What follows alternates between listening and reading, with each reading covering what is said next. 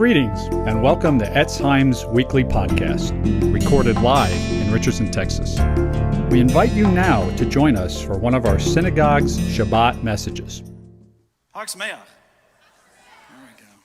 I know this is a very small crowd for us normally, and I think half being out's a low number, but all right. So, title today, Mandatory Fun, which normally elicits some kind of idea in the mind of a company picnic where you're forced to go. And if you're ever in the military, then you might have heard that phrase thrown around on some kind of command function where you're required to go. And at some point, your commanding officer is scanning the room going, "Why is no one having fun? I specifically requested it."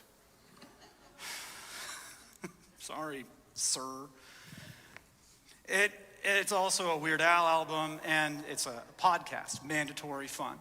Let's do a little quiz on the theme of the season. And it comes from, ultimately, our holiday liturgy. So what's the season? It's in the next slide.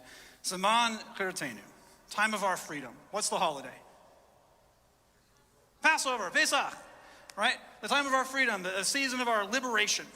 And that's pretty easy to figure out from the text. We were liberated from Egypt. We were literally slaves, and God freed us. And then we have Zaman Matan Toratenu, time of the giving of the Torah, which is Shavuot, the giving of the Torah at Sinai. And also, we also celebrate that as the time of giving the Holy Spirit in Jerusalem.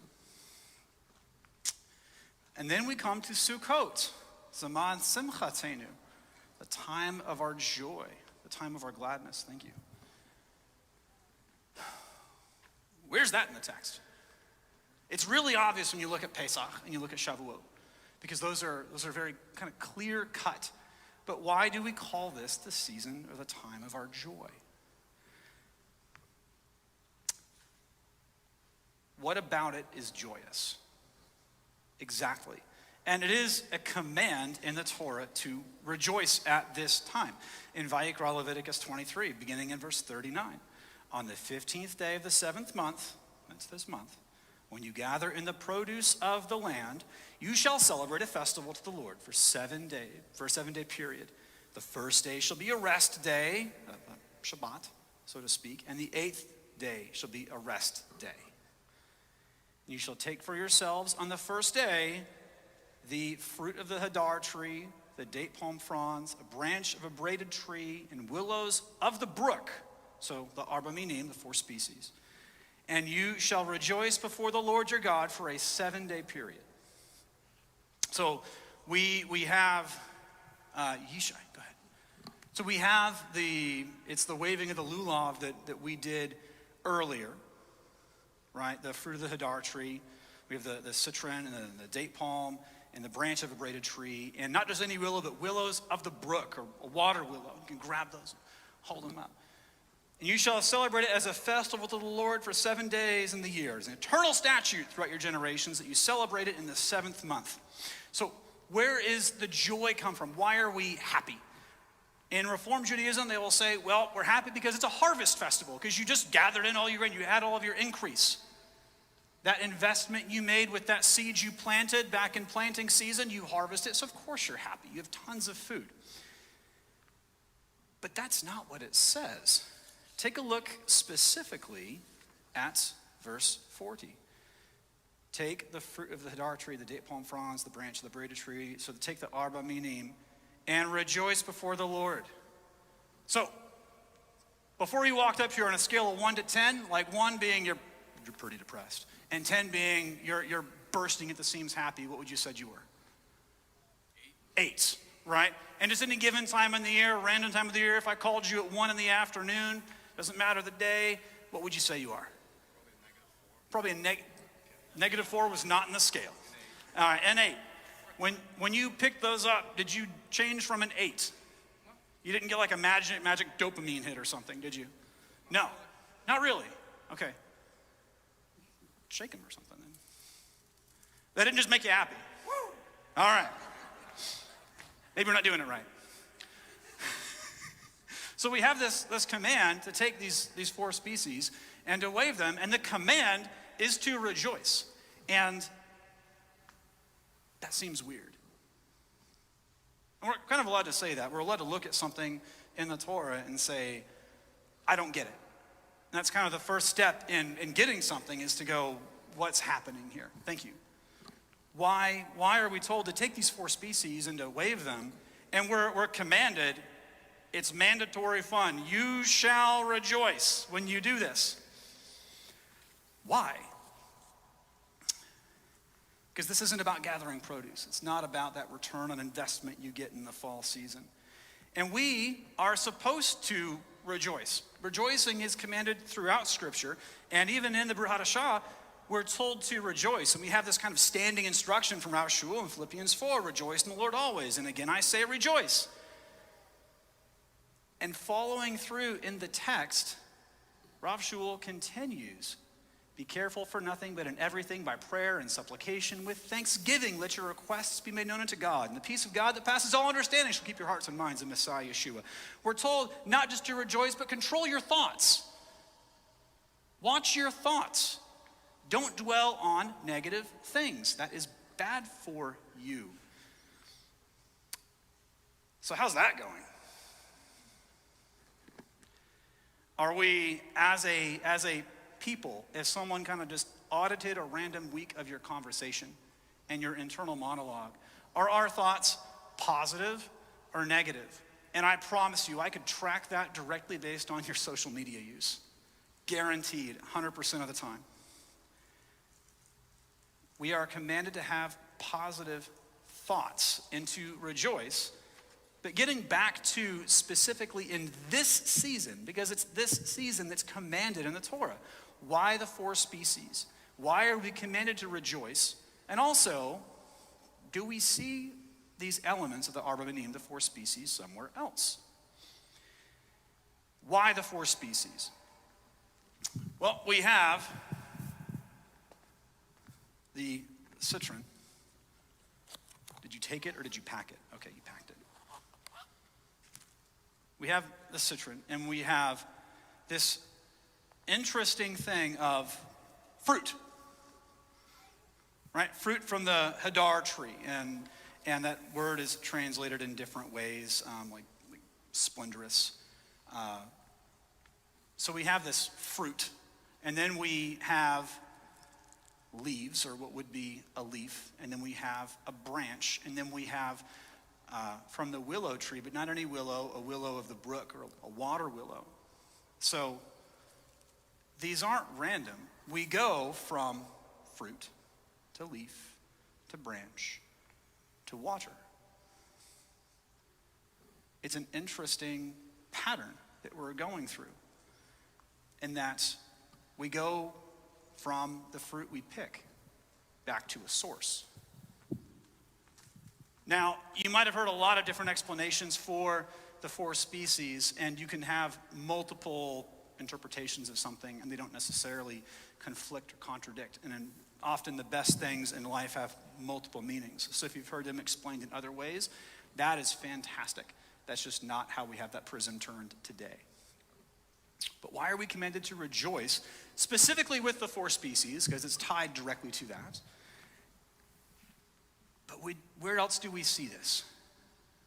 Or something that seems like a flipped image of it.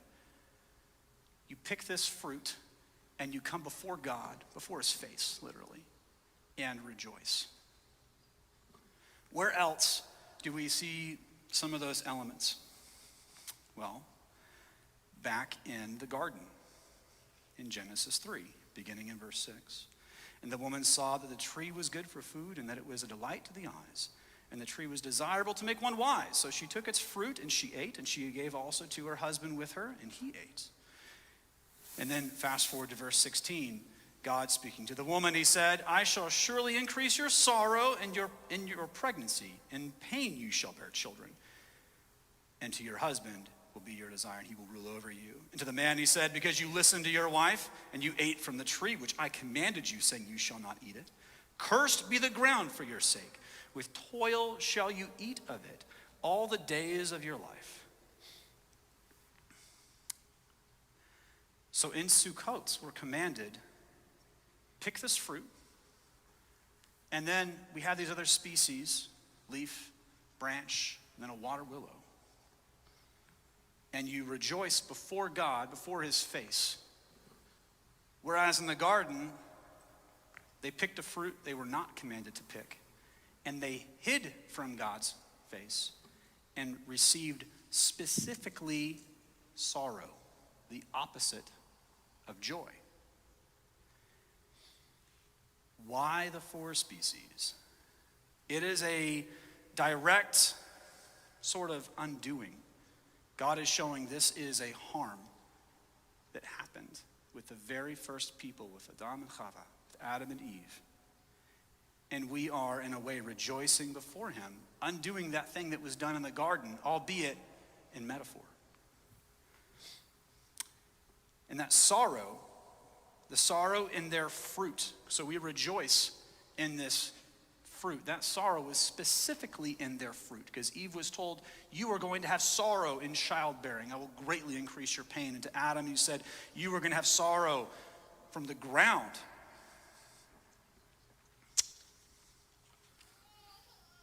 So what happened in the garden? Specifically, what happened in the garden? Chava and Adam and Eve, they ate the fruit illicitly. We don't have any fruit eating in this Sukkot. We don't eat the citron. I wouldn't recommend it, at least. And they were kicked out of the garden. So was the fruit it, or was there ultimately something else bigger at play, something that was going on? As in, did the fruit just kind of have some sort of property that when they ate it, it changed them on what we might see as a genetic and a spiritual level? Or was there something different that was going on? And I'll kind of have a proposition for you. So in Proverbs 3,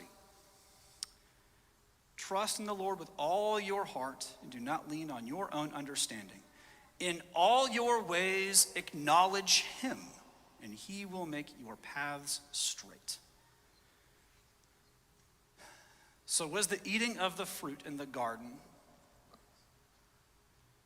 which was against God's will, and in doing so, they acted as if the garden was theirs.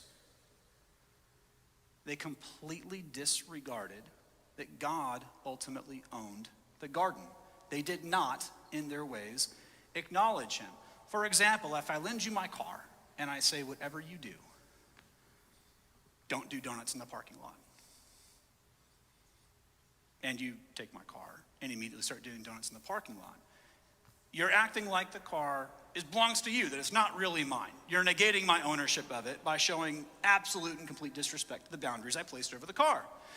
And there's a TV show where the son had just gotten his license, parents hand him the keys, and the dad says, whatever you do, you can go hang out with your friends, that's fine.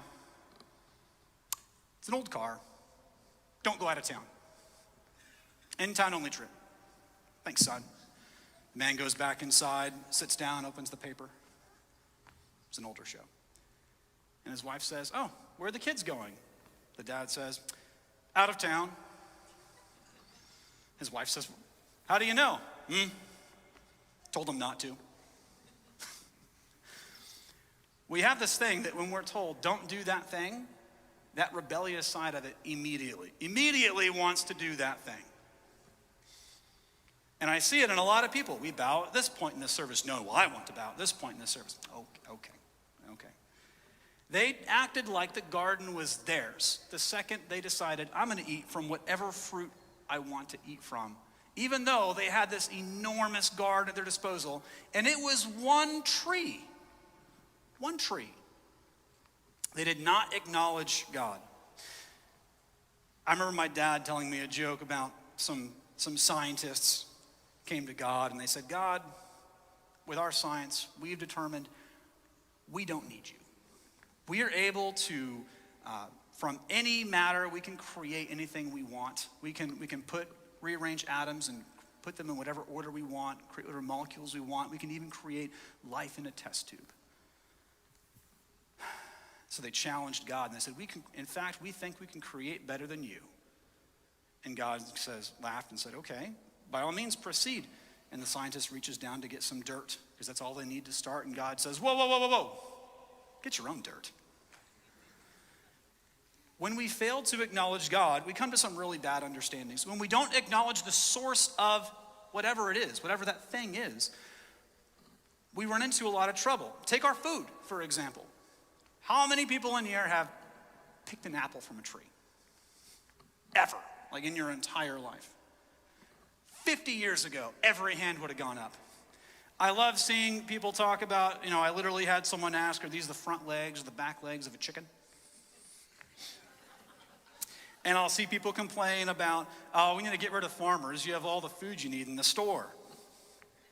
And we can chuckle at that. And I come from a long line of farmers.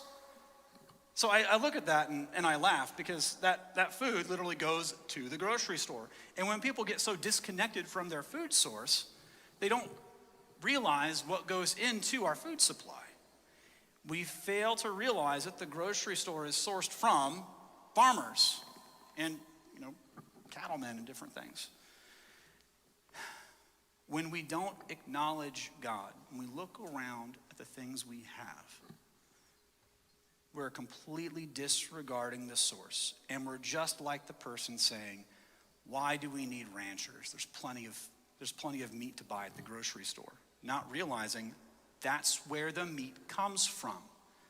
The things you have in your life, if you're looking at it and saying, I don't really need God. I've got so much money saved up. I have like 85 investment properties.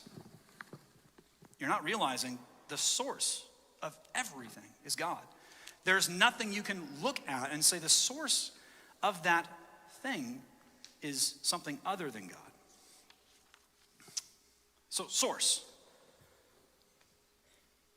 I had a friend ask me one time, and what's something we do before we eat? We say a what? Someone said wash our hands. That's good. I like it. But even with that, we say a what? A bracha. Thank you. We say a bracha. So that word, beit resh, chaf he, bracha. We'll say, Baruch atah Adonai Eloheinu melech haolam. You can finish it however you want. If you're lazy like mint dinner, shekol nehebed v'ro, who creates everything by his word, and you're covering it all in one bunch. That word, bracha, I had a friend ask me, why do you say that? Blessed are you, God. Don't we ask God for a blessing? Why are we saying blessed are you? I'd never had someone ask me that before, and this was a non-Jewish friend. And kind of thought about it, and so I did a little reading. So the word bracha can be, depending on how you put the vowel points there, and it changes meaning a bit, but it's telling. So bercha, in more modern Hebrew, means like a pool. But when you look at a lot of older texts, the context it's used in would be something like a giant pool that feeds other streams and rivers. That it's a body of water that acts as a source. So when we say, blessed are you, Lord our God, we are recognizing the source of what it is we have. We acknowledge the source. And we see that in Genesis 14:20. And I don't have a slide for this, but this is after Avram he had to go fight numerous armies, and in the end he's victorious. And Melchizedek is saying, blessed be the Most High God, which hath delivered thine enemies into thy hand. He's acknowledging the source.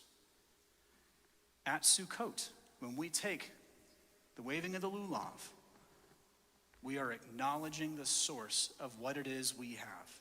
That unlike the garden, we're not just taking whatever we want, however we want, without acknowledging God is in charge of all of it. That's why we have the waving of the lulav, because we're not living life on our terms. We're living life on his terms, and we give him the credit. We've all seen what it looks like when someone's not really giving the credit, and it's extremely unattractive. Take your typical college student who's away from home for the first time, living on their own with mommy and daddy's credit card. And they will stereotypically, not everyone, stereotypically act like the biggest brat because they have all this money to spend, they didn't really work for it, and they have no accountability, or at least very little accountability.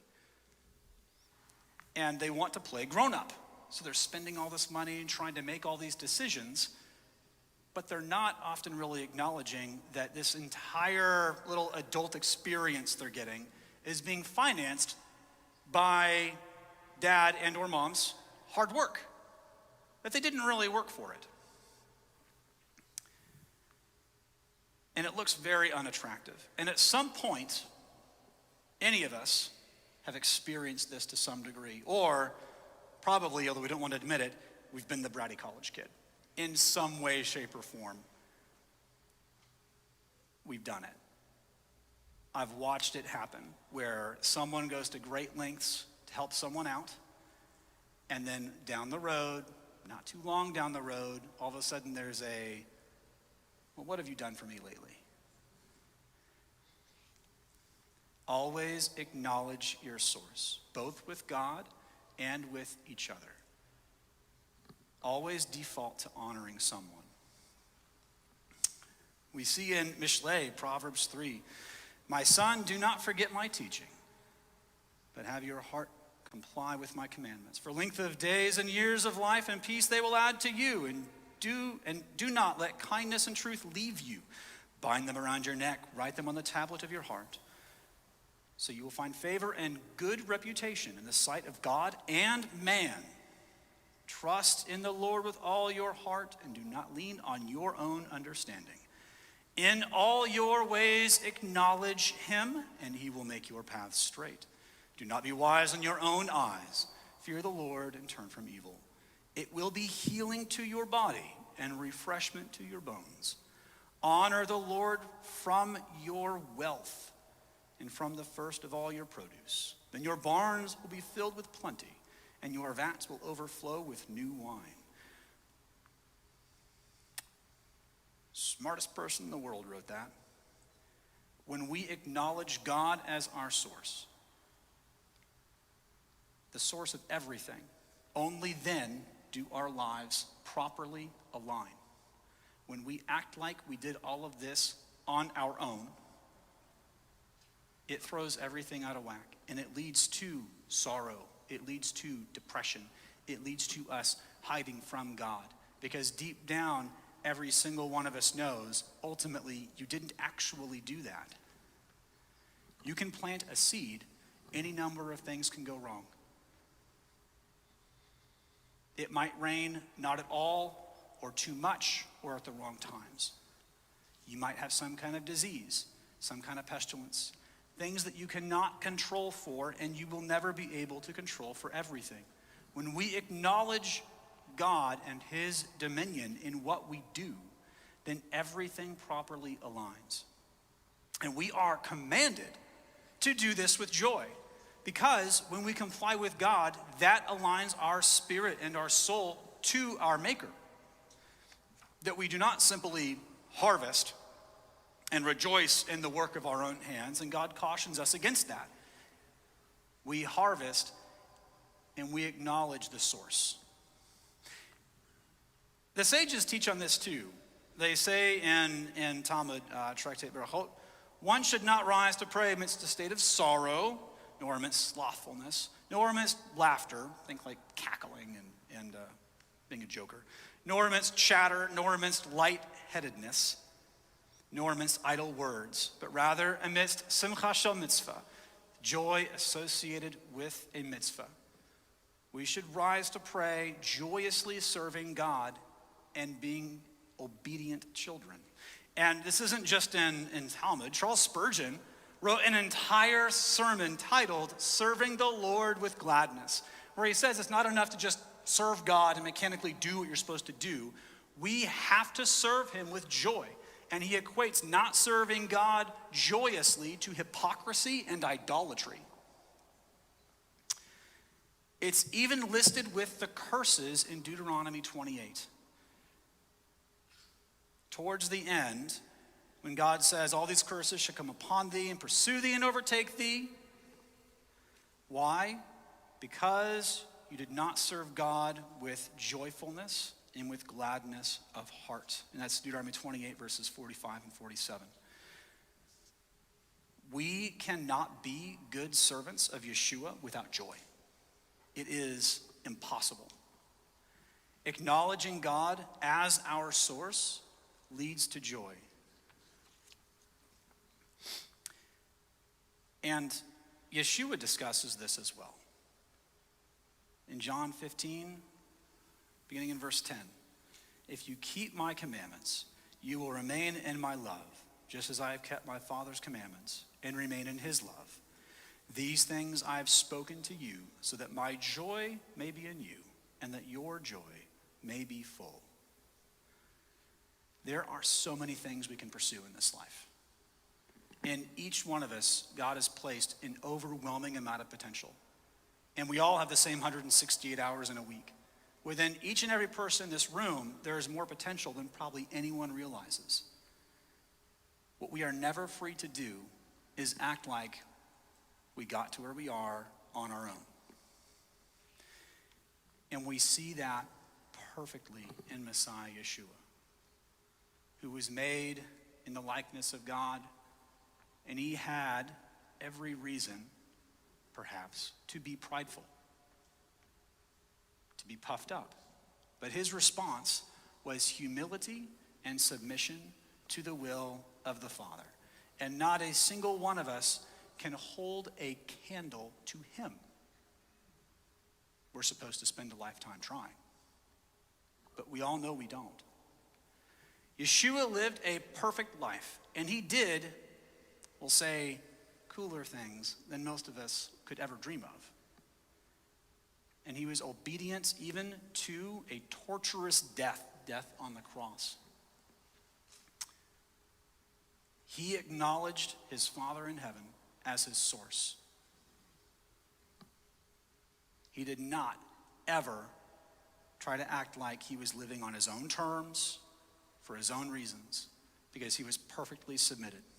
The joy of Messiah is, in part, total joyful obedience to God, recognizing your Father in heaven as the source of everything. And the seed that you planted and harvest, that dollar you saved and invested, the children that you have, how you invest your time, all of it is ultimately for God. The things that you do, whether you get some kind of a trade qualification or a PhD, whether you're a doctor or an attorney or a plumber, the things that you accomplish in life are not for you. They are ultimately in service of God. So we wave the lulav at Sukkot because we're acknowledging that unlike in the garden, when the fruit was picked and eaten illicitly and it caused them to run from God's presence and be afraid, and it led to sorrow, which we still experience today. But it's a little image of what life will be like with Messiah when we're living in the kingdom, in his presence, rejoicing before God our Maker, literally, recognizing that he is the source of all, who is good to all, and provides food and nourishes for all of creation. Would the music team please come up? Would you please stand? Our Father in heaven, Rock of Israel, Lord, I thank you for this season of joy, Simcha Rabbah, this great joy that we have in you, our Maker and our King. Lord, we thank you that you appoint these times for us to be with you, for us, your children, all of Israel, to join and rejoice in God our Maker. Lord, I thank you for the provision that you make for us. We thank you for your word, and we thank you for your word made flesh. Lord, I thank you that we are not left to come and make our requests before you on our own merits, that we make our requests before you by the name of your Son, Yeshua, by his sacrifice, and that we do not make our requests before you in sorrow, but we make our requests before you with joy. Lord, I thank you for this season of joy, and I ask that in each of our hearts you would reveal to us where we are not acknowledging you as our source, that you would reveal it to us, that where we have created dishonor and not acknowledging things properly, you would align our hearts and our minds to you in your perfect will. By the name of your Son, Yeshua Messiah, we make our request to you with thanksgiving and praise. Amen. Hag Sameach.